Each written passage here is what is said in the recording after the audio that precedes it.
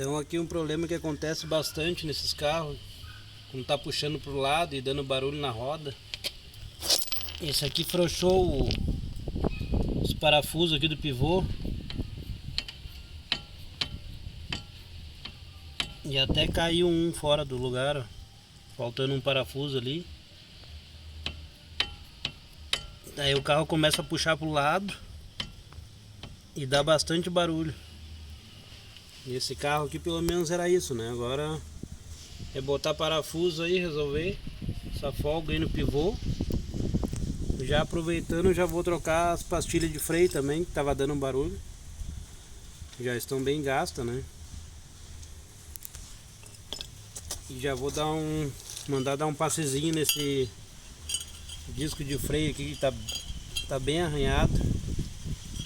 E eu confio até que ele tá meio empenado. Mandar a retífica dar um passe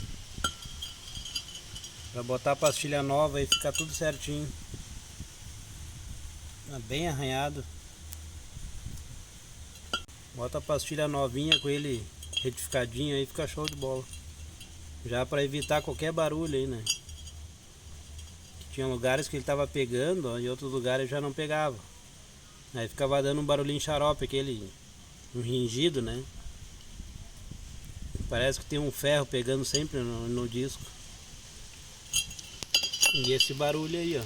Pegar um carro puxando pro lado e dando uma pancada aí, ó. Pode vir direto no pivô aí que com certeza tem alguma coisa errada.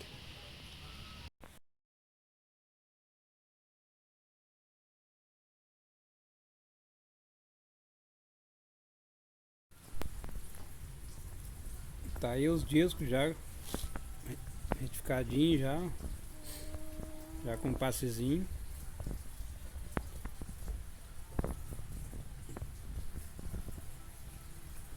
Bem lisinho, né? Acabou aquelas marcas que tinha de arranhado e um degrauzinho. Agora é botar no lugar aí as pastilhas novas. Sempre procuro botar uma marca boa, né? Confiável de pastilha, pra não se incomodar, né?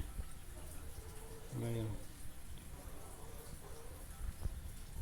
Montar lá e vamos ver como é que fica.